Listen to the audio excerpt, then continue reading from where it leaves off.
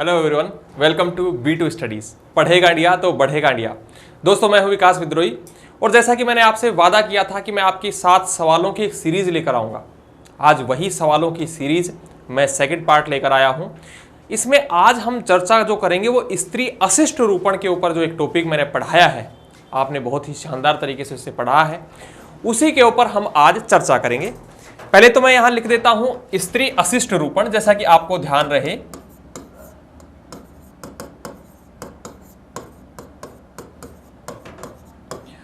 अब स्त्री अशिष्ट रूपण का जो यहां पर दिया गया है वो क्या रहेगा, ये चीज आपको समझने वाली है कि ये ध्यान देने वाली बात है कि यहां का जो है ये टेस्ट पेपर है, प्रश्न पत्र है। मतलब इसके ऊपर हम जो करने वाले हैं वो प्रश्न पत्रों को करने वाले हैं। अब ये प्रश्न पत्रों को करने वाले हैं। अब इसमें आपको यह समझ आएगा कि जो सवाल पूछने की स्थिति जो ऐसी रहेगी एग्जामिनर की, वो सवाल किस तरीके से डिजाइन किए जा सकते हैं, वही चर्चा करनी है और उन्हीं को समझते हुए चलना है। जैसा कि पहले के जो पार्ट में आपने देखा है, हमने क्वेश्चंस भी देखा है और क्वेश्चंस के बाद उनके जो ऑप्शंस हैं उन ऑप्शंस के ऊपर भी चर्चा करनी है।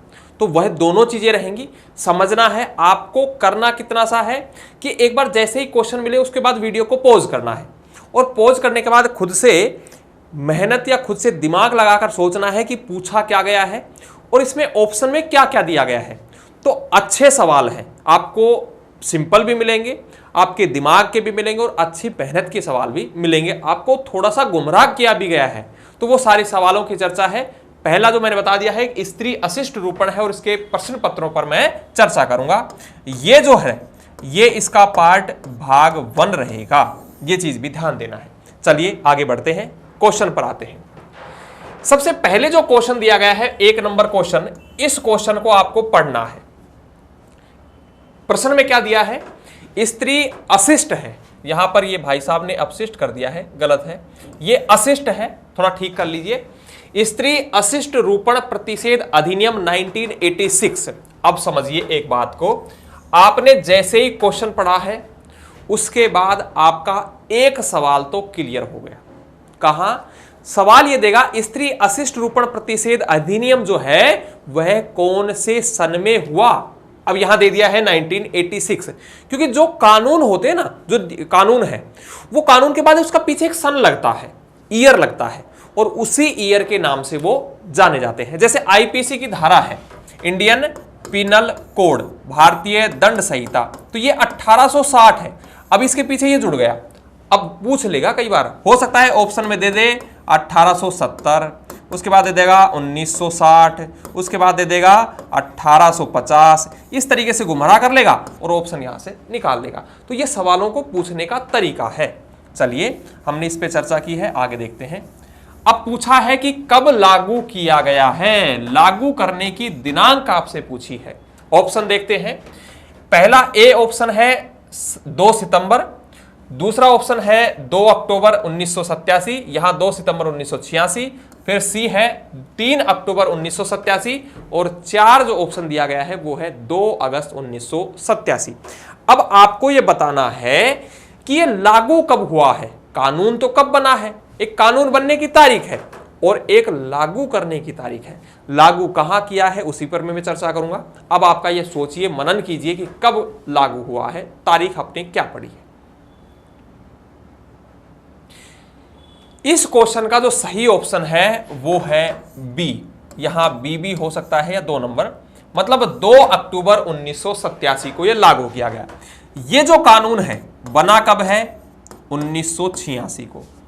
अब इस 1986 के बाद इस कानून को लागू कब किया गया है, इसका मतलब यह है कि जैसे ही सरकार और राष्ट्रपति जी के द्वारा साइन कर दिया जाता है, साइन करने के बाद उसे पूरे देश में लागू करने होता है। तो वो लागू करने की जो तारीख है वो चुनी गई थी 2 अक्टूबर 1987 को। मतलब ये है कि इस तारीख को, और 2 अक्टूबर जो है ये डेट है गांधी जी की। गांधी जी को थोड़ा सा उस दिन को यादगार बनाने के लिए ये तारीख चुनी गई और पूरे भारत में जब 1987 की बात आती है तो यहां पर J&K को छोड़कर भारत में लागू किया गया, और आज जो 2020 है तो 2020 में शामिल इसे भी कर लिया गया है, जैसा कि 31 अक्टूबर 2019 को लागू कर दिया है। तो ये चीज आपको ध्यान रखना है। क्वेश्चन नंबर 1 का जो सही ऑप्शन है वो कौन सा है? बी। आगे बढ़ते हैं नेक्स्ट क्वेश्चन की ओर। सेकंड क्वेश्चन है बहुत ही शानदार, क्योंकि मैंने ये पहले क्वेश्चन में ये बता दिया है, अब ये समझिए। क्वेश्चन नंबर 2 दिया गया है स्त्री अशिष्ट रूपण। भाई साहब ने थोड़ी एरर ज्यादा ही कर दी है। स्त्री अशिष्ट रूपण प्रतिषेध अधिनियम, और अधिनियम भी कौन सा? आपका 1986, क्योंकि पीछे दिया है 1986, तो हम यहां जोड़ सकते हैं 1986। कहां पर लागू होता है? कहां पर? सवाल दिया है, 1 नंबर सवाल का रिलेट करते हुए मैंने देखिए सेकंड सवाल भी यहां पर आपके लिए तैयार किया है। ए ऑप्शन जो दिया है वो दिया है संपूर्ण भारत पर। बी ऑप्शन दिया गया है J&K, जम्मू एंड कश्मीर राज्य को छोड़कर संपूर्ण भारत पर।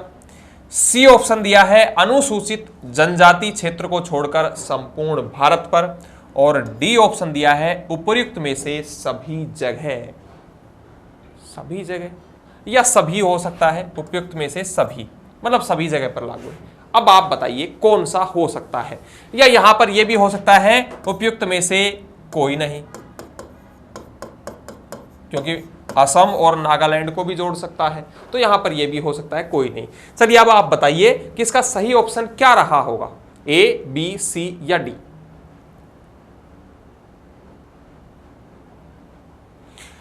अब इस ऑप्शन का जो सही, इस क्वेश्चन का सही ऑप्शन है वो है ए या 1 नंबर, क्योंकि अब आपको यहां पर कोई मेंशन नहीं किया गया है कि जब ये लागू हुआ था तब कहां पर था। आज के समय की बात पूछ ली गई है। आज के समय की जब बात आती है तो यह लागू होता है पूरे भारत पर। अब ये जो है 370 हटी, और 370 आर्टिकल हटने के बाद ये जो जम्मू कश्मीर है अभिन्न अंग, मतलब जैसा अन्य राज्य है, जैसा आपका राजस्थान है वैसा ही जम्मू कश्मीर बन गया। जम्मू कश्मीर को तोड़कर 2 यूनियन टेरिटरी, केंद्र शासित प्रदेश बना दिए। जम्मू कश्मीर को 1 यूनियन टेरिटरी और दूसरा लद्दाख को दूसरा यूनियन टेरिटरी, 2 क्या हो गए? केंद्र शासित राज्य हो गए। अब केंद्र शासित राज्य पहले हुआ करते थे 7, और इसके बाद 2 और जुड़ गए, जम्मू और कश्मीर, लद्दाख। अब जो केंद्र शासित राज्यों की संख्या है वो कितनी है? 9। सवाल पूछा जा सकता है, ठीक है। तो इस क्वेश्चन का, सेकंड नंबर क्वेश्चन का सही ऑप्शन क्या है? ए है, संपूर्ण भारत पर। नेक्स्ट आगे बढ़ते हैं। क्वेश्चन नंबर 3, यहां पर भी वही, इसे भाई अब अशिष्ट करना है आपको, ठीक है ना। स्त्री अशिष्ट रूपण की परिभाषा स्त्री अशिष्ट रूपण प्रतिषेध अधिनियम 1986 की किस धारा में वर्णित है? धारा पूछ ली है। बहुत ही अच्छा सवाल, शानदार सवाल। आपके पास ये जब भी पेपर आएगा हाथ में, उस समय आप ये तय मान के चलना कि ऐसा सवाल मिलेगा ही मिलेगा। अब उसकी धारा में देखना, ए ऑप्शन दिया है धारा 2 क, बी ऑप्शन दिया है धारा 2 ख, सी ऑप्शन दिया है धारा 2 ग, और डी ऑप्शन या 4 नंबर ऑप्शन दिया है धारा 2 ड। इसे बताइए कौन सी धारा है। उसके बाद मैं बताऊंगा कि किसमें कौन सी धारा का वर्णन किया गया है। आपको पहले ऑप्शन निकालना है। आपने पढ़ा भी है, परिभाषाएं कौन सी में आती है? धारा 2 के अंतर्गत आती है। धारा 1 में क्या है? उसमें लागू होने की दिनांक है, संक्षिप्त नाम है, और सबसे बड़ी बात है कहां पर है लागू, वो स्थिति है, ठीक है। प्रारंभ, विस्तार और संक्षिप्त नाम, धारा 1। धारा 2 में जो होता है वो परिभाषाएं होती है। यदि यहां पर 3, धारा 3, धारा 4, धारा 5 दे देते तो आपको सिंपल हो जाता कि धारा 2 है, वो सही है। लेकिन यहां ऑप्शन घुमा दिए हैं, धारा 2 ही जोड़ दी सब में, और क, ख, ग, ड जोड़ दिया है। अब आपको यहां थोड़ा सा चुनने में क्या होगी? असावधानी या घबराहट की स्थिति पैदा हो सकती है। हो सकता है आप तुक्का भी लगाने की कोशिश करें, गलत होगा। गलत तुक्का होगा तो आप नेगेटिव में चले जाएंगे। तो तुक्का लगाने की कोशिश कतई ना करें, अभी आपके पास भरपूर समय है, मेहनत करें। चलिए, पहली धारा दी है धारा 2 क। धारा 2 क में क्या कहा गया है? विज्ञापन कहा है। इसमें किसका है? विज्ञापन का वर्णन है। उसके बाद आती है धारा 2 ख, और धारा 2 ख है, इस धारा 2 ख में किसका वर्णन किया गया है? इसमें किया गया है वितरण का। किसका है? वितरण का परिभाषा दी गई है। फिर इसके बाद धारा 2 ग है, और धारा 2 ग में जिसका वर्णन किया गया है वो वर्णन किया गया है स्त्री अशिष्ट रूपण का। स्त्री अशिष्ट रूपण।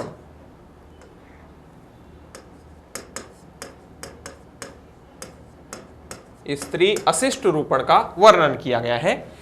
और धारा 2 ड जो है, जो 4 नंबर पार्ट है, इसमें किसकी वर्णन की गई है? पैकेज की बात की गई है। ठीक है, अब आपसे सवाल में क्या पूछा गया था?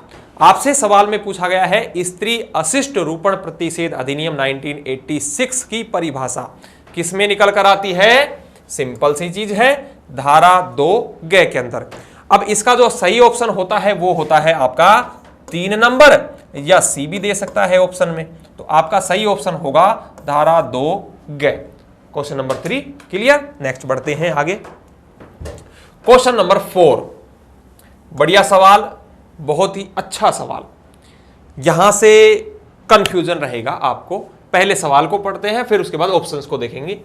किसी महिला की आकृति, उसका शेप, उसका रूप, शरीर या उसके किसी भाग का अशिष्ट रूप से चित्रण करना, मतलब उसके आकार है, उसका रंग है, शरीर की आकृति है, या किसी भाग को लेकर कोई भी फोटो वगैरह कर दी गई है, तो वह किस अधिनियम के अंतर्गत दंडनीय अपराध है?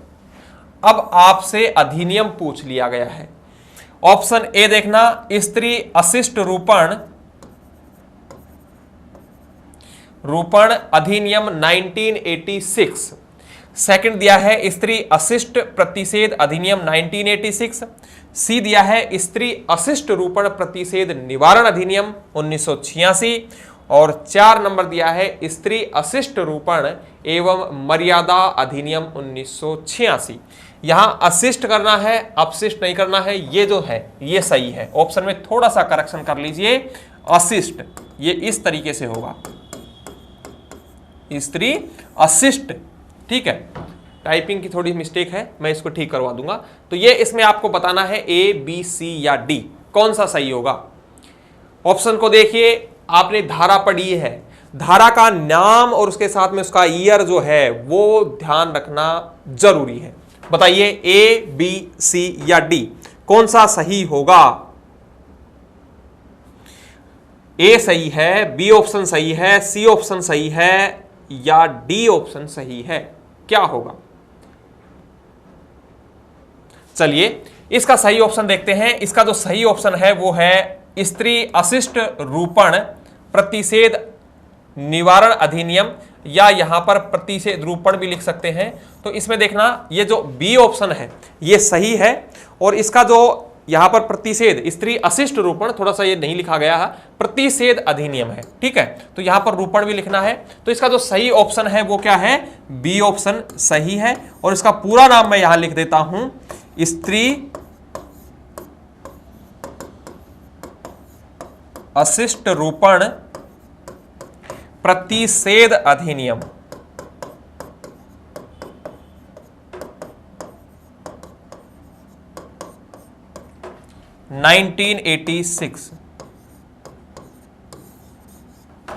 क्या है? इसका पूरा नाम है स्त्री अशिष्ट रूपण प्रतिषेध अधिनियम 1986। चलिए नेक्स्ट क्वेश्चन को बढ़ते हैं। 5 नंबर क्वेश्चन दिया गया है, स्त्री अशिष्ट रूपण रूपण करने वाले विज्ञापनों पर, जो विज्ञापन वगैरह नहीं निकाल देते हैं, जैसे किसी भी, मान लीजिए कोई क्रीम पाउडर वगैरह है, कोई भी ऐसा सौंदर्य प्रसाधन का सामान है, उसकी ऐड करने के लिए महिलाओं का उपयोग कर लेते हैं। और उसके किसी भी प्रकार की अगर ऑब्जेक्शन किया जा सकता है और होता है ऑब्जेक्शन, तो उसके विज्ञापन में यदि महिला के साथ क्या कर दिया है, उसके बॉडी को लेकर या उसके रंग को लेकर, आकार को लेकर, किसी शरीर के पार्ट को लेकर क्या कर दिया जाता है, कोई विज्ञापन वगैरह कर दिया जाता है, तो वह अपराध की श्रेणी में आता है। तो अशिष्ट रूपण प्रतिषेध अधिनियम 1986 की किस धारा में है? धारा का नाम पूछा है। तो विज्ञापनों पर प्रतिबंध या प्रतिषेध कौन सी धारा में कहा गया है, अब यह तय करना है। ऑप्शन ए दिया है धारा 2, बी दिया गया है धारा 4, सी दिया गया है धारा 5 और डी दिया गया है धारा 3। 2, 3, 4 और 5। आप बताइए कौन सा इसका सही ऑप्शन होगा। विज्ञापनों पर पाबंदी कौन सी धारा के द्वारा लगाया जाता है और यह एक अपराध की श्रेणी में आता है। धारा 2 में तो परिभाषा है, सिंपल सी बात है, इसे काट देते हैं तो है ही नहीं। धारा 4 में क्या कहा गया है, क्या है, दंड के प्रावधान की बात की गई है। अब यहां पर धारा 3 जो है, धारा 3 में कहा गया है किसके ऊपर, यह विज्ञापन। मैंने पिछले भी बताया है, तो विज्ञापन की जो चर्चा की गई है वो कौन से क्वेश्चन में, 3 नंबर या 2 नंबर क्वेश्चन में अभी मैंने बताया है कि विज्ञापनों की चर्चा जो की गई है वो 3 नंबर धारा है। तो यहां पर जो सही ऑप्शन होगा वो 5 नंबर क्वेश्चन का डी ऑप्शन या 4 नंबर जो ऑप्शन है वो सही है, मतलब ये धारा 3। नेक्स्ट आगे बढ़ते हैं, क्वेश्चन नंबर 6 आपके सामने, जुर्माने सजा का प्रावधान। देखते हैं क्वेश्चन नंबर 6, स्त्री अशिष्ट रूपण प्रतिषेध अधिनियम 1986 के अंतर्गत प्रथम बार अपराध करने पर, मान लीजिए कोई व्यक्ति पहली बार अपराध कर देता है, ऐसी स्थिति में उसके सामने क्या स्थिति निकल कर आती है कि वह कितनी सजा का प्रावधान किया जा सकता है। ऑप्शन ए दिया गया है 2 वर्ष का कारावास साथ में 2000 रुपए जुर्माना, फिर है बी ऑप्शन 2 वर्ष का कारावास या जुर्माना, सी ऑप्शन दिया है 6 माह का कारावास प्लस में 2000 रुपए जुर्माना, और डी ऑप्शन दिया है साधारण कारावास 2 वर्ष का क्या है, साधारण, साथ में 2 वर्ष का क्या है, साधारण रहेगा कारावास, 2 वर्ष का जुर्माना कैद है और साथ में 2000 रुपए का जुर्माना है। इस चीज को ये समझना कि ये कारावास जो है वो 2 वर्ष का है। कारावास कितने वर्ष का है, 2 वर्ष का, तो ये समझना है इसको। बताइए कौन सा रहेगा। पहली बार यदि कोई व्यक्ति जुर्म करता है और वह स्त्री अशिष्ट रूपण के दायरे में आ जाता है, जब दायरे में आता है तो उसके ऊपर केस चलेगा, न्यायालय द्वारा, जज के द्वारा सजा सुनाई जाएगी। वो सजा कितनी है ये बताना है आपको। ए ऑप्शन सही है, बी सही है, सी सही है या डी सही है। आपके हिसाब से कौन सा ऑप्शन ठीक रहेगा, ए, बी, सी या डी, बताइए। 2 वर्ष का कारावास, जुर्माना, 2 वर्ष का कारावास या जुर्माना। देखिए इस स्थिति में इसका जो सही ऑप्शन है वो है 2 वर्ष का कारावास या जुर्माना, या फिर दोनों लगाए जा सकते हैं। ये ध्यान देना है, दोनों भी सजा के प्रावधान के ऊपर केस की पकड़ के या उसकी मजबूती के आधार पर जुर्माना लगाया जाएगा। इसमें 2 वर्ष का कारावास है और क्या है, जुर्माने का प्रावधान है। तो इसका सही ऑप्शन जो निकल कर आता है वो 2 नंबर है या बी ऑप्शन। चलिए आगे बढ़ते हैं नेक्स्ट क्वेश्चन की ओर। 7 नंबर क्वेश्चन। 7 नंबर क्वेश्चन में कहा है स्त्री अशिष्ट रूपण प्रतिषेध अधिनियम 1986 में अपराध करने के सजा या दंड का प्रावधान किस धारा में वर्णन है। धारा 4 में, धारा 6 में, धारा 5 में, धारा 3 में। धारा 3, 4, धारा 5, धारा 6, कौन सा, 3, 4, 5 या 6, बताइए कौन सी धारा के अंतर्गत इसमें किसका प्रावधान है, सजा का। प्रथम बार दोष सिद्धि है, द्वितीय बार दोष सिद्धि है, दोनों में अलग अलग प्रावधान है। कौन सी धारा के अंतर्गत सजा का प्रावधान किया गया है, 4 में, 5 में, 6 में, 3 में, कौन से में। देखना इसका सही ऑप्शन जो है वो धारा 6, धारा 6 के अंतर्गत। धारा 6 के अंतर्गत क्या है, सजा का प्रावधान है। अब ये जो सजा होती है, इस सजा में लास्ट क्वेश्चन में भी मैंने बताया है कि एक तो कठोर है। अब ये है कौन सी स्थिति भाई, कठोर तो कब रहेगी, जब द्वितीय दोष सिद्धि होगी, मतलब सेकंड बाई। कोई आदमी ऐसा नहीं हो जाता कि भाई जुर्म करने की दुनिया में उतर जाता है, जुर्म के बाद जुर्म करता रहेगा। तो पहली बार तो ठीक है, हुआ, गलती से हुआ या अनजाने में हुआ या कैसे भी कर हो गया, ज्ञान नहीं था कानून का, लेकिन वह दोबारा करता है तो बात होती है कि हाँ ये तो भाई पेशेवर हो गया। तो दूसरी बार करे, तीसरी बार करे, ऐसा जो आदि पुरुष होता है वैसी स्थिति में तो सजा कैसी रहेगी, कठोर। नहीं तो नॉर्मल स्थिति में तो साधारण सजा का ही प्रावधान किया गया है। अब इसमें सजा का प्रावधान कौन सी में है? धारा 6 के अंतर्गत। और धारा 6 जो है, ऐसी स्थिति में इसका जो सही ऑप्शन निकल कर आता है वो निकल कर आता है बी, मतलब सेकंड ऑप्शन। 7 नंबर क्वेश्चन का जो सही ऑप्शन है वो है 2, धारा 6। और धारा 6 के अंतर्गत क्या किया गया है? सजा का प्रावधान है। एक छोटी सी चीज, आपके कुछ बच्चों के डाउट्स जैसे आ जाते हैं कई बार, तो उन बच्चों के जब डाउट्स आते हैं तो वो मुझे इस नंबर पर संपर्क करके और डाउट्स को क्लियर कर सकते हैं, या फिर आप मुझे सोशल मीडिया पर फॉलो कर सकते हैं। आप सर्च करना है विकास विद्रोही, और सर्च करने के बाद आप मुझसे जुड़ सकते हैं। जुड़ने के बाद यदि किसी भी क्वेश्चंस में या कोई चीज को लेकर, किसी नोटिफिकेशन को लेकर, किसी सरकार की गाइडलाइन को लेकर, किसी में भी यदि आपको डाउट है या कैरियर के बारे में थोड़ा सा विचलित हो रहे हैं, कोई आपको परेशानी है, पढ़ नहीं पा रहे हैं, कोई भी आपको डिस्कस करना है, तो आप बेझिझक मुझसे जुड़ सकते हैं। किसी भी प्रकार की हेल्प चाहिए, मैं आपके लिए सदैव तैयार हूं। कोई भी दिक्कत है आप मुझसे जुड़ सकते हैं। इससे संबंधित हो, कैरियर से संबंधित हो, किसी और चीज से संबंधित हो, आपको बिल्कुल भी डिप्रेशन का शिकार नहीं होना है। अच्छे तरीके से मेहनत करनी है, अच्छे तरीके से पढ़ाई करनी है, नौकरी लेनी है, बस ये चीज है। खुश रहना है। तो ऐसी स्थिति में कोई दिक्कत आती है तो आप जुड़ सकते हैं। चलिए नेक्स्ट क्वेश्चन की ओर बढ़ते हैं। अगला जो क्वेश्चन है उस क्वेश्चन को देखते हैं। क्वेश्चन नंबर 8 है आपके सामने। 8 नंबर क्वेश्चन दिया गया है, स्त्री अशिष्ट रूपण प्रतिषेध अधिनियम 1986 में अपराध की पुनरावृत्ति करने पर दंड का प्रावधान। अब अपराध की पुनरावृत्ति का मतलब यह है कि भाई फर्स्ट टाइम किसी ने अपराध किया, मान लीजिए इसको सजा हुई और सजा काटने के बाद ये वापस आ गया, ये लड़का या कोई भी आदमी था, व्यक्ति था। अब उसने सेकंड टाइम भी जुर्म कर दिया कि कोई दिक्कत नहीं, मैं सेकंड टाइम भी जुर्म करूंगा। भाई साहब इससे फिर सजा हो गई। अब ये जो सजा होगी ये कठोर प्रकार की सजा होगी। क्या होगी? कठोर सजा होगी। दूसरी बार भी कर आ गया, फिर जुर्म की दुनिया में आ गया। तो ऐसी स्थिति में क्या है? अपराध की पुनरावृत्ति कर रहा है, मतलब ये पेशेवर आदमी है। ऐसी स्थिति में उसके सजा का या दंड का प्रावधान क्या क्या है? ऑप्शन ए पढ़ना है, न्यूनतम 1 वर्ष से लेकर अधिकतम 5 वर्ष का कारावास, और जुर्माना कितना है? न्यूनतम 10,000 रुपए से लेकर 1 लाख रुपए तक जुर्माना। ऑप्शन बी, मिनिमम कम से कम 2 वर्ष से लेकर मैक्सिमम 3 वर्ष का कारावास, 10,000 रुपए से लेकर 1 लाख रुपए तक का जुर्माना।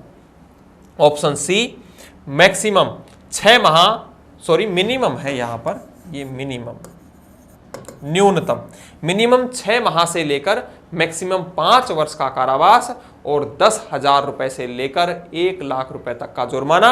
और जो डी दिया है या 4 नंबर ऑप्शन दिया गया है वो दिया गया है मिनिमम 6 माह से लेकर मैक्सिमम 5 वर्ष तक का कारावास, 10,000 रुपए से लेकर 50,000 रुपए तक जुर्माना।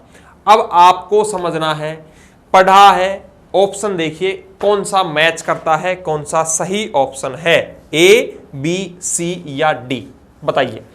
6 माह 5 वर्ष, 6 माह 5 वर्ष, 10,000 से लेकर 50,000 जुर्माना, 1 लाख तक जुर्माना, कौन सा किस स्थिति में है? तो वो आपको निकालना है, तय करना है। बताइए कौन सा ऑप्शन सही होगा। कोशिश पूरी करनी है, पढ़ाई करनी है, इन क्वेश्चंस को लिखते हुए भी चलना है, नोट डाउन करना है, या फिर एक छोटी सी चीज मैं आपको और बता दूं, B2 स्टडीज करके एक टेलीग्राम चैनल है, उस B2 स्टडीज टेलीग्राम चैनल को ज्वाइन कीजिए और ज्वाइन करने के बाद आपको इसकी PDF वहां से मिल जाएगी। तो वो PDF की समस्या आपकी क्लियर होगी, तो वहां से नोट डाउन भी करना है और साथ ही साथ इस क्वेश्चन को करना भी है। बताइए कौन सा ऑप्शन सही होगा, ए, बी, सी या डी। अपराध की पुनरावृत्ति है, ना कि फर्स्ट टाइम सेकंड टाइम की बात की गई है, क्योंकि अपराध जो है एक बार किया है तो सजा का प्रावधान कम है, यदि दूसरी बार किया है तो सजा का प्रावधान ज्यादा है, कठोर कारावास होगा। और यदि पुनरावृत्ति होती है तो पुनरावृत्ति की स्थिति में क्या रहेगा, कठोर ज्यादा होगा। अब समझना इस क्वेश्चन को, इसमें पुनरावृत्ति की बात की गई है, तो मैं ये बता देता हूं कि यहां जब अपराध की बात है तो अपराध जो है वो भाई साहब पेशेवर स्थिति में है, और जब पेशेवर स्थिति में निकल कर आता है तो यहां न्यूनतम जो रहेगा, मिनिमम सजा का प्रावधान है वो 6 माह है, और ये 6 माह से लेकर 5 वर्ष तक का कारावास रहेगा। ये कारावास साधारण और कठोर जो रहेगा वो जिम्मेदारी जो रहती है वो जज की, न्यायालय की। इसकी सजा कौन सुनाता है? प्रथम वर्ग का न्यायिक मजिस्ट्रेट या मेट्रोपॉलिटन मजिस्ट्रेट। अब दूसरी बात आती है पैसे की। जुर्माना कितना लगेगा? जुर्माना जो रहेगा वो 10,000 रुपए से लेकर 1 लाख रुपए तक का जुर्माना लगाया जाएगा। अब दोनों चीजें हैं, मैंने कहा है 6 माह और अधिकतम 5 वर्ष, और दूसरी बात है जुर्माने की तो 10,000 से लेकर 1 लाख रुपए। अब इसमें मैच कीजिए कौन से ऑप्शन में ऑप्शन आपको मिल रहा है। देखना, पहला में है 1, मतलब कैंसिल है, ये नहीं हो सकता। दूसरा देखना है 2 वर्ष, ये भी नहीं हो सकता। तीसरा देखना है न्यूनतम 6 माह मैक्सिमम 5 वर्ष, और उसके साथ में दिया है 10,000 से लेकर, मतलब इसका मतलब यह है कि आपका जो सी ऑप्शन रहेगा वो क्या है? सही है। पुनरावर्ती शब्द दिया है, पुनरावर्ती। तो जो 8 नंबर क्वेश्चन है उसका कौन सा सही ऑप्शन होगा? सी नंबर या 3 नंबर जो ऑप्शन है वो सही होगा। चलिए बढ़ते हैं नेक्स्ट क्वेश्चन की ओर। आपके सामने है 9 नंबर क्वेश्चन, सती प्रथा। और सती प्रथा का मतलब यह है कि जब किसी महिला के पति की डेथ हो जाती है, मृत्यु हो जाती है, तो वह स्त्री, वह महिला अपने पति के साथ जो शमशान घाट या चिता होती है उस पर बैठकर जल जाती थी, ऐसी सती प्रथा, उस पर रोक लगाई गई है। को रोकने तथा स्त्रियों की सुरक्षा के लिए कौन सा अधिनियम लाया गया है? सरकार के द्वारा पाबंदी है। अब पाबंदी है मतलब ये जुर्म है, गैर कानूनी है।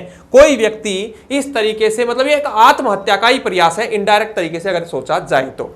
ऑप्शन देखना है, ऑप्शन है सती प्रथा निवारण अधिनियम 1986। बी ऑप्शन दिया है सती प्रथा रोकथाम अधिनियम 1986। सी दिया है सती प्रथा या सती रोकथाम अधिनियम 1987, और डी ऑप्शन दिया है सती रोकथाम व निवारण अधिनियम 1987। अब बताइए सती प्रथा पर जो कानून बना था वो कौन सा है? सती प्रथा रोकथाम अधिनियम, सती रोकथाम अधिनियम, सती रोकथाम व निवारण अधिनियम, सती प्रथा रोकथाम निवारण अधिनियम। ए, बी, सी या डी? आपके हिसाब से कौन सा ऑप्शन सही होगा? ए, बी, सी या डी? बताइए। बढ़िया सवाल है, बहुत अच्छा सवाल है, बहुत अच्छा सवाल है। इस क्वेश्चन का 9 नंबर क्वेश्चन का जो सही ऑप्शन है वो है सती रोकथाम अधिनियम 87। सती रोकथाम अधिनियम 1987। इस अधिनियम में क्या किया गया था? 3 नंबर इसका सही ऑप्शन है। इसमें जो सती होती थी उनके ऊपर क्या है? रोक लगा दी गई। और एक बड़ा ही चर्चित केस था, अभी भी वो सुप्रीम कोर्ट में चल रहा था, उस पर सजा का या सजा जो है उस पर फैसला आ चुका था। जो लोग सती प्रथा जो करते थे उससे थोड़ा सा दैवीय रूप मान लेते थे, या लोगों में ऐसी भावनाएं होती थी कि महिला यदि अपने पति के उस मृत्यु के कारण वह इतने दुख में या इसके कारण वह सती होती है तो उसे एक दैवीय रूप मान लिया जाता है। अब वो दैवीय रूप मानना एक अलग चीज है, लेकिन एक कानून या अपने आप को जिंदा जलाना एक अलग रूप है। मान लीजिए जिंदा जलाने का मतलब क्या है? आत्महत्या का प्रयास है, और आत्महत्या करना जानबूझकर, ऐसी स्थिति में वो अपराध की श्रेणी में आता है, गैर कानूनी है। मतलब यह है संविधान उसे जीने का, समान जीवन जीने का अधिकार है, समानता के साथ जीवन जीने का अधिकार है। और जब जीवन जीने का अधिकार है तो ऐसी स्थिति में क्या है? वो जीवन जीकर ना जीकर वह मृत्यु की ओर बढ़ जाता है। तो क्वेश्चन नंबर 9 का जो सही ऑप्शन है वो कौन सा है? C option. तो यह आपका रहेगा सी। कौन सा? सती रोकथाम अधिनियम 1987। इससे नेक्स्ट क्वेश्चन जो है उस नेक्स्ट क्वेश्चन की बात करेंगे। आपको कोई दिक्कत है आप सीधा मुझसे सवाल कीजिए, कमेंट बॉक्स में कमेंट कीजिए, या किसी भी तरीके से आप अपनी बात को पहुंचा सकते हैं। बढ़ते हैं नेक्स्ट क्वेश्चन की ओर। अगला क्वेश्चन है 10 नंबर क्वेश्चन। क्वेश्चन को पढ़ना है, सती प्रथा को प्रथम बार किस अधिनियम द्वारा प्रतिबंधित किया गया था? अब अधिनियम का नाम पूछ लिया है। 4 ऑप्शन दिए गए हैं। पहला है बंगाल सती विनियमन 1829। सेकंड दिया गया है बंगाल सती निवारण अधिनियम 1829। सी ऑप्शन दिया है बंगाल सती विनियमन 1930 और डी ऑप्शन दिया गया है बंगाल सती प्रथा निवारण विनियमन 1831। अब एक छोटी सी चीज को यहां समझो, सभी ऑप्शन में एक वर्ड दिया गया है बंगाल, तो इसका मतलब ये चीज तो आपको क्लियर हो जानी चाहिए कि भाई पहली बार जो है वो किस अधिनियम के द्वारा बंद किया गया था, तो बंगाल से स्थिति में जोड़ा।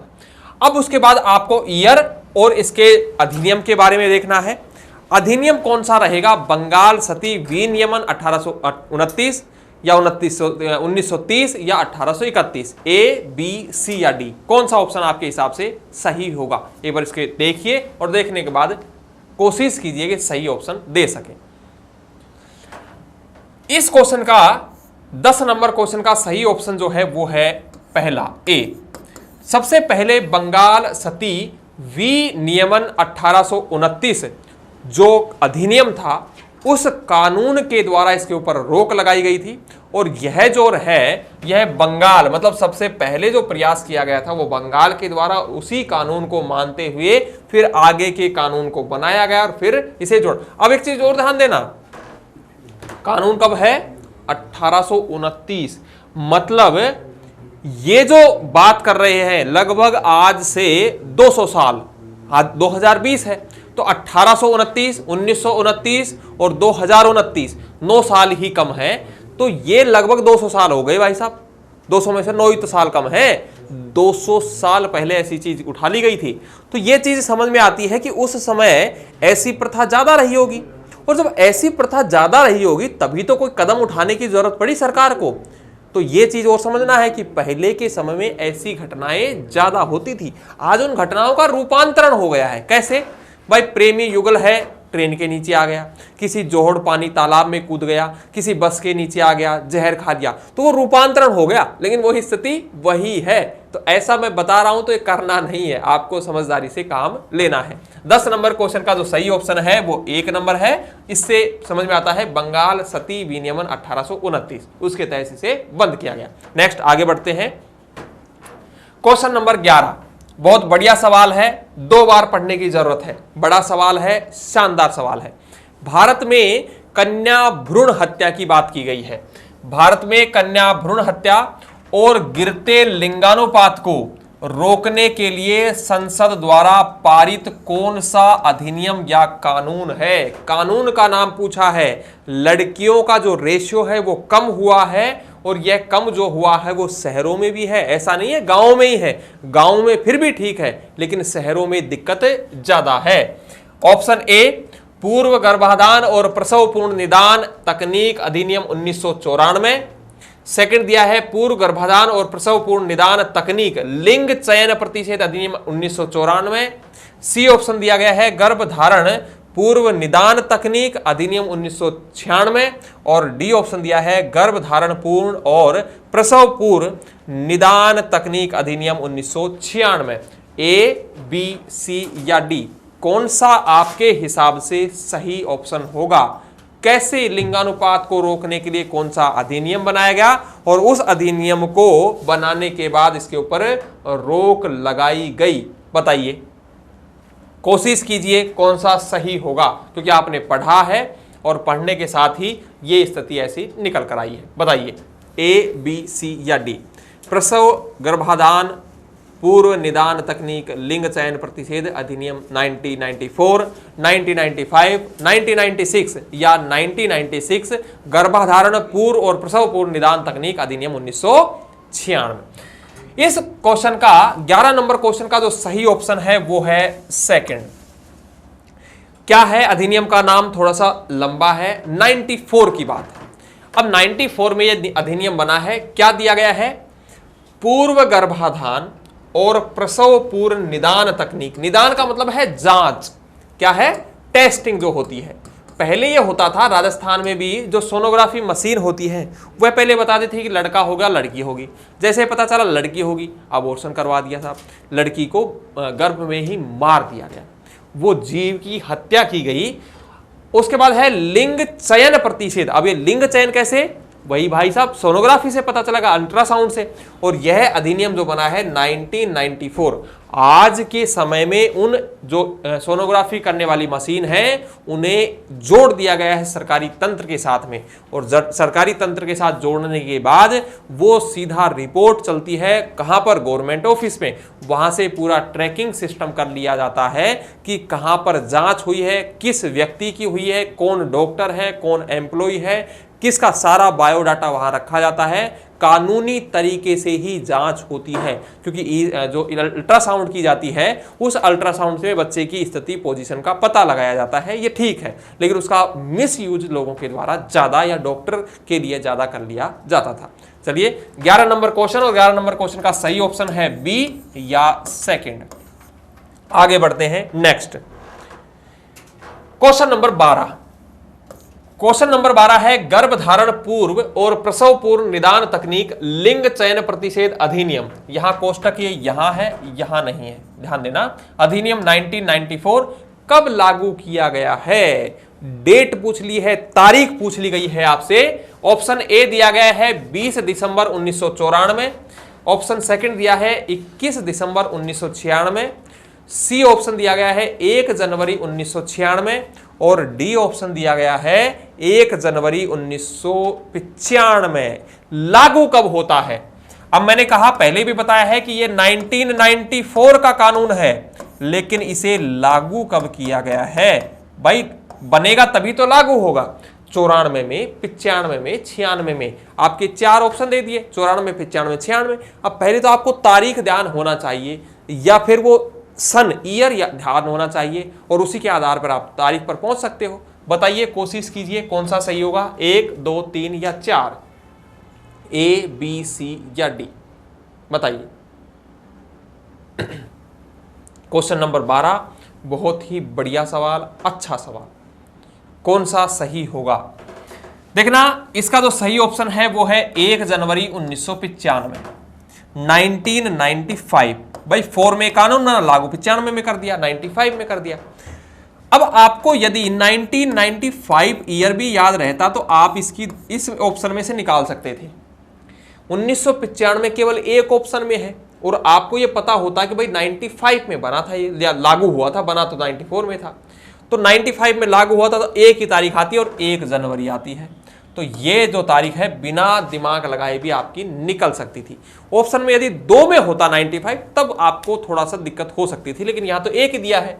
तो 12 नंबर क्वेश्चन का सही ऑप्शन जो है वो है 4 नंबर या डी ऑप्शन। चलिए बढ़ते हैं नेक्स्ट सवाल की ओर। अगला सवाल दिया गया है 13 नंबर, गर्भधारण पूर्व और प्रसव पूर्व निदान तकनीक अधिनियम में किस प्रकार के रोग या विकार की जांच, मतलब विकार है यहां पर, ये विकार क्या है, विकार की जांच की जाती है। ऑप्शन ए दिया गया है गुणसूत्र संबंधी विकृति। भाई जो अल्ट्रासाउंड होती है ना, मान लीजिए कोई भी महिला गर्भवती है, प्रेग्नेंट है, तो उसे डॉक्टर के पास लेकर जाएंगे, डॉक्टर उसकी अल्ट्रासाउंड करवाता है, ठीक है, सोनोग्राफी जिसे बोलते हैं। अब उस सोनोग्राफी में क्या पता करते हैं वो डॉक्टर, तो उसके बारे में है कि उसमें जांच किस किस की होती है। तो पहला ऑप्शन दिया गया है गुणसूत्र, स्पर्म जो है, और ये जो गुणसूत्रों की बात की जाए तो उनकी बात की जाती है। सेकंड दिया गया है आनुवांशिक उपापचय रोग, कोई पिता से या माता से बच्चे में कोई रोग तो नहीं आ रहा है, उसकी जांच होती है। 3 नंबर में कहा है रक्त वर्णिका संबंधी रोग, मतलब कोई ब्लड से संबंधित विकार है तो। फिर 4 नंबर दिया है लिंग संबंधी आनुवांशिक रोग व जन्मजात विकृति कोई है, या 5 ऑप्शन दिया है उपयुक्त सभी, मतलब इसमें से ऑल जो सभी दिए गए हैं ये। आपको ये तय करना है कौन कौन से होते हैं। ध्यान दीजिए, पढ़िए और उसके बाद बताइए कौन सा ऑप्शन सही होगा, ए, बी, सी या डी।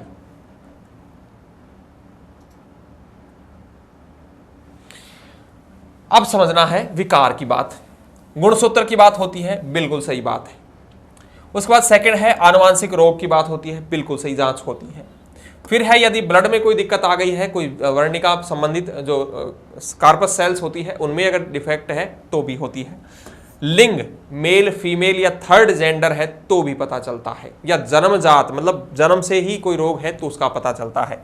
इसका जो सही ऑप्शन होगा वो होगा उपर्युक्त सभी प्रकार की जांच की जाती है, लिंग की भी जाती है, मेल है फीमेल है कैसा है, या जन्म से कोई रोग है, पैर में कोई दिक्कत है, कोई अंग नहीं बन रहा, दिमाग में कोई दिक्कत आ गई है, कहीं ट्यूमर हो गया है, कोई स्किन में प्रॉब्लम है, या हाथ पैर सही है, शरीर ठीक है, आंखें ठीक है, मुंह ठीक है, कान ठीक है, तो ये सारी चीजें जो है वो पहले ही पता चल जाती है। क्वेश्चन नंबर 13 का जो सही ऑप्शन है वो 5 या ई ऑप्शन जो रहेगा वो ठीक रहेगा, मतलब इसका सही ऑप्शन है इसी सभी प्रकार के विकारों की जांच की जाती है।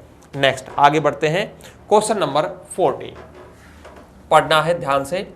यदि कोई डॉक्टर, चिकित्सा व्यवसायी या कोई अन्य व्यक्ति प्रथम बार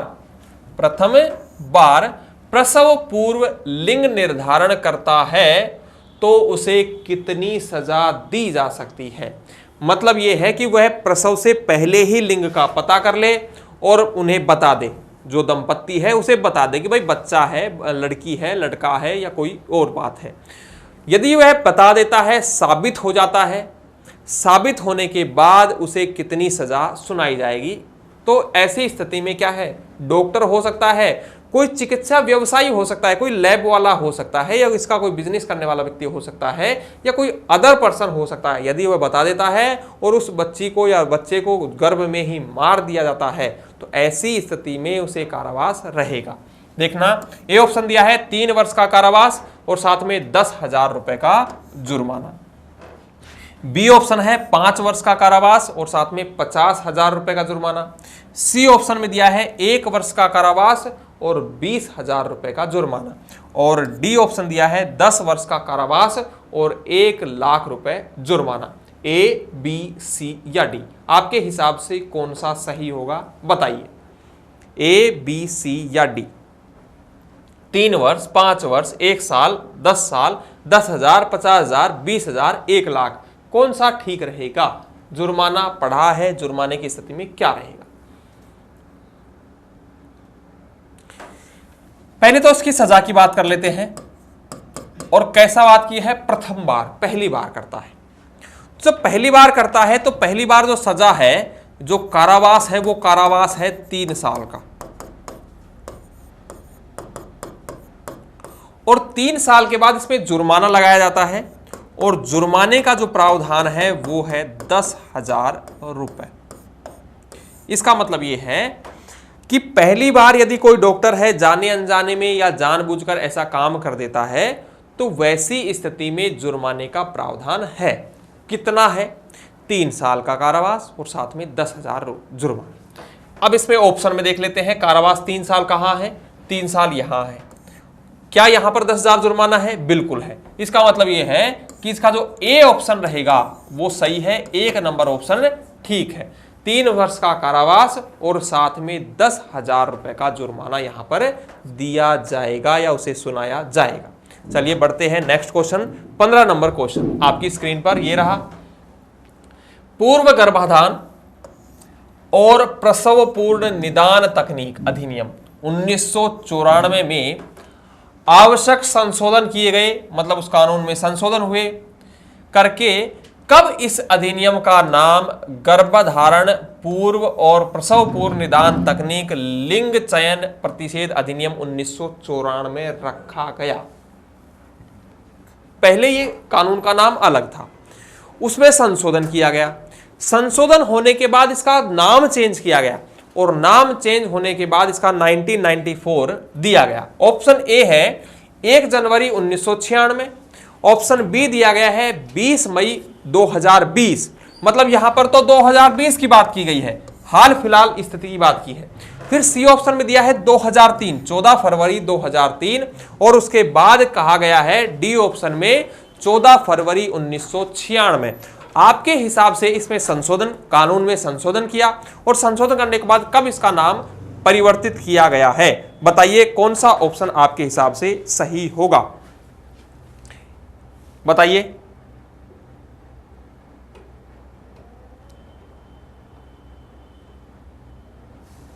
देखना इसमें संशोधन जो किया गया है 1994 जो रखने वाली बात है, ये किया गया है 20 को, ठीक है, मतलब हाल फिलहाल का करंट का मैटर था। और जब करंट का मैटर था तो ये जो किया गया है ये 2020 की स्थिति और 2020 में इसे किया गया है।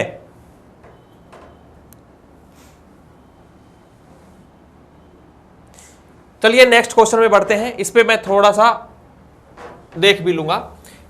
क्वेश्चन नंबर 16, क्वेश्चन नंबर 16 जो दिया गया है वो है वेश्यावृत्ति रोकने के लिए भारत में कौन सा अधिनियम है। वेश्यावृत्ति जो है वो एक कानूनन अपराध है, जुर्म है, और इसको रोकने के लिए भारत में कौन सा अधिनियम बनाया गया है। एक्ट है, ऑप्शन ए दिया गया है अनैतिक व्यापार रोकथाम और निवारण अधिनियम 1956, बी ऑप्शन दिया गया है अनैतिक व्यापार रोकथाम अधिनियम 1955, उसके बाद सी ऑप्शन दिया गया है अनैतिक व्यापार रोकथाम व प्रतिषेध अधिनियम 1956, और डी ऑप्शन दिया गया है अनैतिक व्यापार रोकथाम अधिनियम 1956। कौन सा सही ऑप्शन है, ए, बी, सी या डी? आपने पढ़ा है, देखा है, कौन से ऑप्शन पर आप टिक लगाएंगे, गोला काला करेंगे? ए, बी, क्योंकि कानून का नाम आपने पढ़ा है अनैतिक व्यापार, और अनैतिक व्यापार जो है वो रोकथाम प्रतिषेध अधिनियम है, रोकथाम है, निवारण है, कौन सा है, बना कब है, ये चीज और है। यहां पर दिया गया है 56, 55, 56, 56, एक डेट में है 56। यदि यहां भी 56 डाल देता तो हो सकता था, डाल दे भाई 56, फिर तो और कंफ्यूजन आ जाएगा। कब पास हुआ है? 1956। चलिए बताइए कौन सा सही होगा। क्वेश्चन नंबर 16 का जो सही ऑप्शन है वो है अनैतिक व्यापार रोकथाम व प्रतिषेध अधिनियम। ध्यान देना है यहां पर, रोकथाम व प्रतिषेध अधिनियम 1956। तो इसका पूरा नाम जो है वेश्यावृत्ति को रोकने के लिए कानून का नाम है अनैतिक व्यापार रोकथाम व प्रतिषेध अधिनियम 1956। इसका सही ऑप्शन है सी। नेक्स्ट आगे बढ़ते हैं, क्वेश्चन नंबर 17, अनैतिक व्यापार रोकथाम अधिनियम 1956 के अनुसार बालक कौन है? बालक की परिभाषा पूछी है। अब यहां पर बालक जो है इसकी परिभाषा, पहली बात तो कौन से धारा के अंतर्गत आती है, वो धारा का नाम पता होना चाहिए, धारा, और धारा में होने के बाद फिर उस धारा में बालक की परिभाषा कि बालक हम किसे कहेंगे।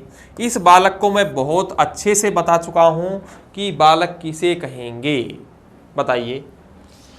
परिभाषा पहली बात तो यही निकल कर आता है। अब इसमें ऑप्शन पे बात करता हूं, फिर इन पर चर्चा करूंगा।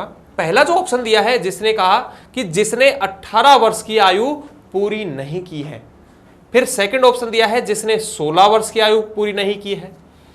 फिर दिया गया है जिसने 16 वर्ष की आयु पूरी कर ली है परंतु वर्ष की आयु पूरी नहीं की है, मतलब सॉरी यहां पर 18, यहां पर डालना है जिसने 18 वर्ष की आयु, जिसने 16 वर्ष की आयु पूरी कर ली है लेकिन 18 वर्ष पूरी नहीं की है। 16 के बाद 16.5 में, 16.25 में, 17 में, 17.5 में, 17.25 में, मतलब कितना भी है, 18 पूरी नहीं हुई है।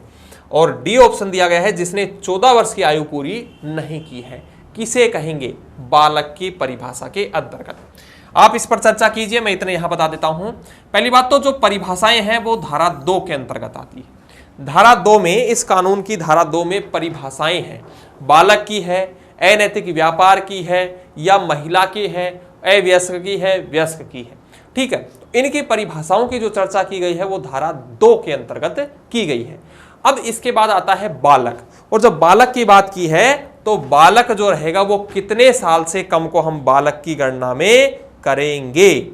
यहां पर समझना है कि भाई 18 जो है वो 2 क में दिया है, फिर 2 CA में दिया है, 2 CB में दिया है, तो कौन से हिसाब से आपके अनुसार वह कौन सा रहेगा जो सही साबित होता है ऑप्शन के हिसाब से। अनैतिक व्यापार, क्योंकि कानून जो है उन कानूनों के हिसाब से अलग अलग है, बाल विवाह में अलग है, अनैतिक व्यापार में अलग है, बाल श्रम किशोर में अलग है, थोड़ा सा एज में ऊपर नीचे किया गया है, तो वो ध्यान देना है। अब ये जो बालक है, इस बालक की इस कानून के अंतर्गत यदि बात की जाए तो जिस भी बच्चे ने यदि 16 साल की आयु कम है, साल की आयु कम है, तो वह किस में आएगा? बालक में। 14 से और 18 के बीच में आएगा तो वो अवयस्क या किशोर कहा जा सकता है। किसे कहेंगे? किशोर। और 18 से जो ज्यादा रहेगा, 18 से ज्यादा का मतलब है वो क्या हो गया? वयस्क हो गया। और जब वयस्क हो गया तो ये निकल कर, अब मैंने कहा है 14 साल, अब 14 साल का चर्चा किसमें की गई है? तो देखते हैं, यहाँ 18, यहाँ फिर सेकंड में 16, फिर यहाँ 16 और 18 के बीच, फिर यहाँ 4 नंबर में की है जिसने 14 वर्ष की आयु पूरी नहीं की है। तो क्वेश्चन नंबर 17 का जो सही ऑप्शन होगा वो होगा 4 नंबर, मतलब इसका 4 नंबर ऑप्शन जो है वो सही है, डी ऑप्शन सही है। ठीक है, चलिए आगे बढ़ते हैं नेक्स्ट क्वेश्चन की ओर। क्वेश्चन नंबर 18, यह भी आयु से संबंधित है। अनैतिक व्यापार रोकथाम अधिनियम 1956 के अनुसार वयस्क किसे कहा है? वयस्क कौन है? मतलब यह है कि वयस्क की परिभाषा, वयस्क की परिभाषा आपको याद आनी चाहिए। कौन सी धारा के अंतर्गत?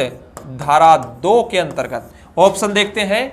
ऑप्शन 1 दिया है जिसने 18 वर्ष की आयु पूरी कर ली है, जिसने 18 वर्ष की आयु पूरी कर ली है, मतलब वह पूरी कर 19वीं में प्रवेश कर गया है। 18 साल 1 महीना, 18 साल 2 महीना, कुछ भी हो गया। फिर सेकंड ऑप्शन दिया है जिसने 16 वर्ष की आयु पूरी कर ली है। फिर नेक्स्ट दिया है जिसने 21 वर्ष की आयु पूरी कर ली है। और फिर दिया है 4 नंबर जिसने 14 वर्ष की आयु पूरी कर ली है। तो ऐसी स्थिति में आपको देखना है 18, 16, 21 या 14। बताइए कौन सा ऑप्शन आपके हिसाब से इसमें सही बैठता है, सही होता है? ए, बी, सी या डी? वयस्क देखना है। अब वयस्क देखना है तो किसे कहेंगे वयस्क? आपकी नजर में वयस्क कौन है, या कानून की नजर में वयस्क कौन है? एक प्रॉपर आदमी की आ गया है उस भूमिका में। ऑप्शन ए, बी, सी या डी? कोशिश कीजिए, बताइए। चलिए मैं हट जाता हूं, बताइए कौन सा ठीक होगा। पॉज करना है, ध्यान देना है। मैंने कहा था कि वयस्क जो होगा 18 साल के बाद आपका वोटर आईडी कार्ड बनता है, आप चुनाव में भाग ले सकते हो। और इस कानून के अंतर्गत भी ये कहा है कि जिसकी आयु जो रहेगी वो 18 साल से 1 दिन ही ऊपर हो गया, आप वयस्क की श्रेणी में आ गए। 18 साल से 1 घंटा ही ऊपर हो गया आपके टाइमिंग से, या आपका 1-2 दिन कितना भी हो गया, आप क्या है उस वयस्क की श्रेणी में आते हैं। अब 18 का चर्चा किसमें की है? ऑप्शन नंबर 1 में, जिसने 18 वर्ष की आयु पूरी कर ली है। प्रॉपर तरीके से वो क्या कहलाएगा? वयस्क कहलाएगा।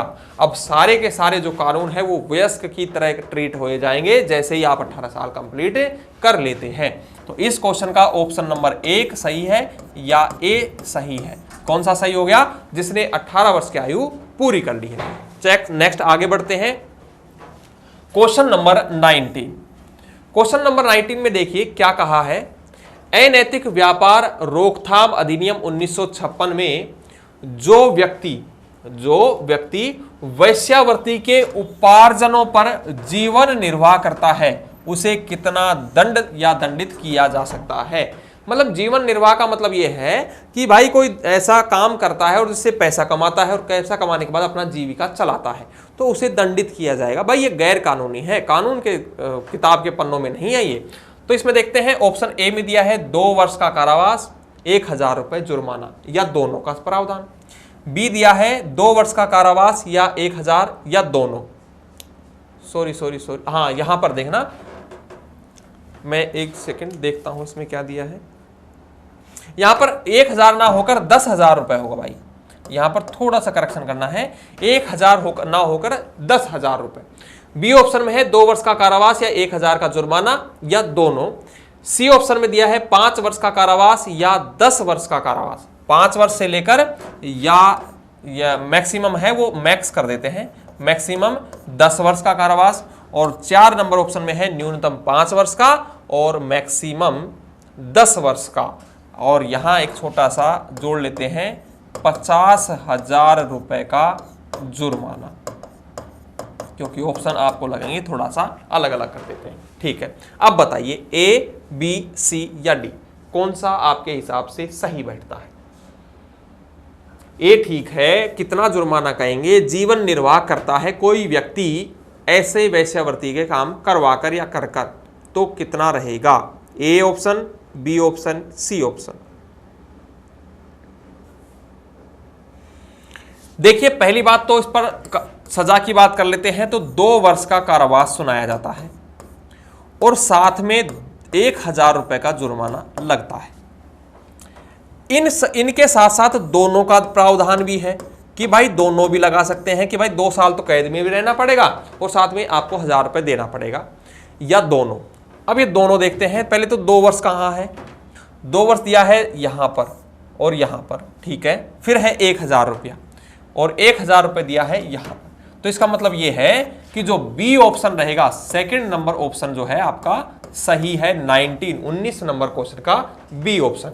2 वर्ष का कारावास, साथ में 1000 रुपए का जुर्माना, या दोनों का प्रावधान किया गया है। नेक्स्ट आगे बढ़ते हैं। पार्ट नंबर जो इसका 1 का लास्ट क्वेश्चन करेंगे और आपको अच्छे से पढ़ना है। 20 क्वेश्चन थे, उसके बाद अगले क्वेश्चन में लेकर आऊंगा। 20 नंबर क्वेश्चन दिया गया है, अनैतिक व्यापार रोकथाम अधिनियम 1956 में जो कोई व्यक्ति किसी नाबालिग या अवयस्क की वेश्यावृत्ति से कमाई करता है, अपना जीवन निर्वाह करता है, तो उसे कितनी सजा दी जाएगी? ऑप्शन ए है मिनिमम 2 वर्ष, मैक्सिमम 10 वर्ष का कारावास। सेकंड दिया है मिनिमम 5 वर्ष, मैक्सिमम 7 वर्ष का कारावास। सी ऑप्शन दिया है न्यूनतम 7 वर्ष, मैक्सिमम 10 वर्ष का कारावास। और डी ऑप्शन दिया है न्यूनतम 7 वर्ष और मैक्सिमम आजीवन कारावास। ध्यान देना है, समझना है क्या सही रहेगा। तो यहां पर आपका जो रहेगा वो ध्यान देना है, मिनिमम और मैक्सिमम। सजा का प्रावधान पूछा है और सजा भी किसमें? अवयस्क की स्थिति में। नाबालिग है, कोई लड़की है, उससे ऐसा काम करवाता है, कोई लड़का है, उससे ऐसा काम करवाया जाता है, खुद करता है या करवाया जाता है, वो आप देखना है। अब यह सजा क्या है? अवयस्क है। चलिए बताइए। सजा के प्रावधान में पहले मैं बता देता हूं, मिनिमम न्यूनतम जो सजा है वो 7 वर्ष है। भाई कम से कम 7 वर्ष का की सजा होगी। और इसमें मैक्सिमम की जो बात की गई है वो मैक्सिमम की बात की गई है 10 वर्ष तक। भाई कम से कम 7 वर्ष और अधिकतम 10 वर्ष की सजा है। जुर्माना भी लगेगा, लेकिन यहां ऑप्शन में जुर्माना नहीं है, तो यहां पर आपके साथ में 2 चीजें आती है। अब आपको इनमें से देखना है 7 और 10 कहां दिया है। ऑप्शन ए में देखते हैं 2 और 10 है, बी में 5 और 7 दिया है, यहां दिया है 3 में 7 वर्ष और 10 साल, और 7 और 10 साल। इसका मतलब यह है कि जो आपका सी ऑप्शन है वो क्या है? ठीक हो गया है। तो क्वेश्चन नंबर 20 का सी ऑप्शन या 3 नंबर जो ऑप्शन है वो सही है। न्यूनतम 7 साल और अधिकतम 10 वर्ष का क्या है? कारावास दिया जाएगा। समझना, ध्यान देना।